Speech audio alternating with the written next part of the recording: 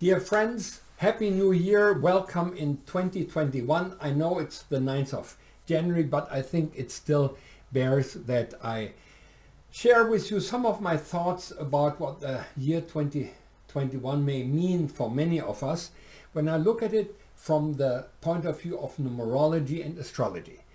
Numerology, 2021 adds up to a 5. 5 for me is freedom of choice. 1 is beginning, 2 is encounter, 3 is building up, 4 is securing, and 5 is now the evolution of seeking, of searching, of free will, of free choice of the human being. What should we seek for in 2021? I feel we should seek for purpose, for meaning, for the self.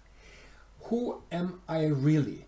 Who is this what gives life to this body when all the physical flesh, when all the emotions we have, I don't know how many thousands of emotions per day, when all the thoughts, we may have 50,000, 100,000 thoughts a day, when they all disappear and fall away, either in meditation or not later than possibly with the physical death. So 2021 is a great opportunity that you start looking and asking the perennial question, who am I? Who am I really? Who or what is the self? Do I have a body or am I the body? I think we have a body. I think we have emotions. I think we have thoughts, but we are the life behind.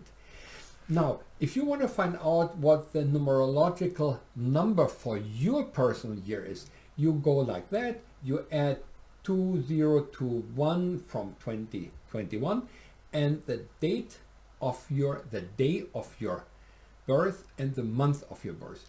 You come up with a number of either 2 digits, maybe 1 digit, depending on how you do it. For interpretation, I think the tarot cards, but only empowering tarot card interpretation, give a pretty good help. Now let me turn to astrology. I need to look into my little notes here, which I have.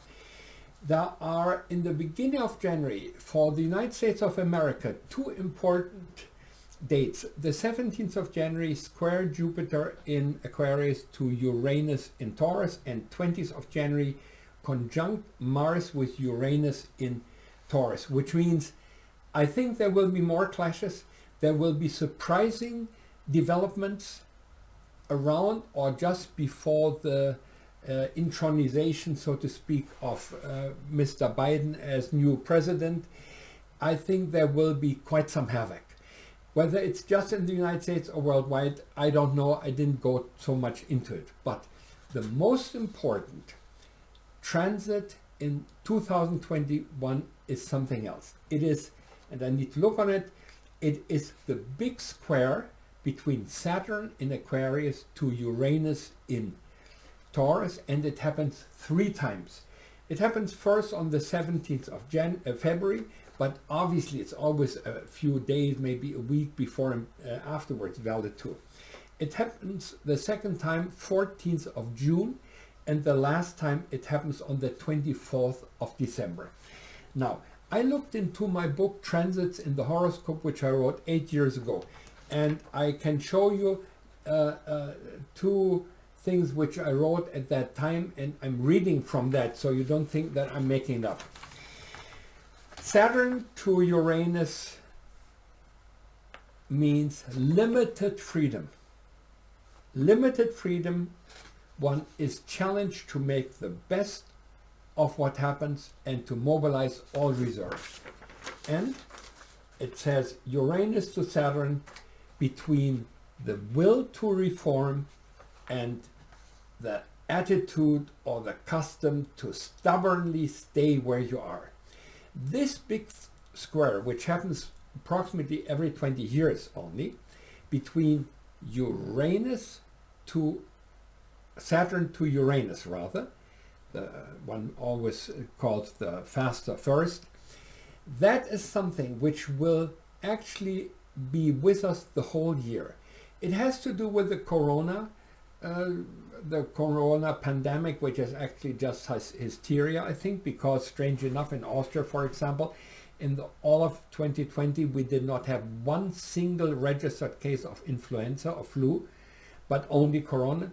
But what it really means, this big square between Saturn and Uranus happening 3 times in this year is, it is a question of how we will deal with our personal freedom, with our personal liberty.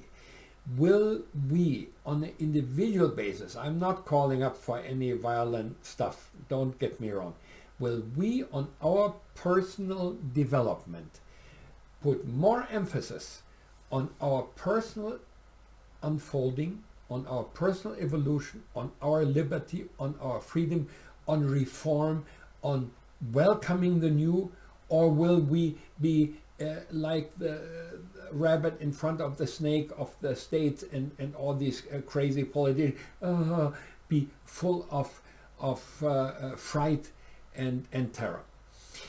So unfortunately, I think this topic of freedom and change, or remaining stuck, will be the whole year with us.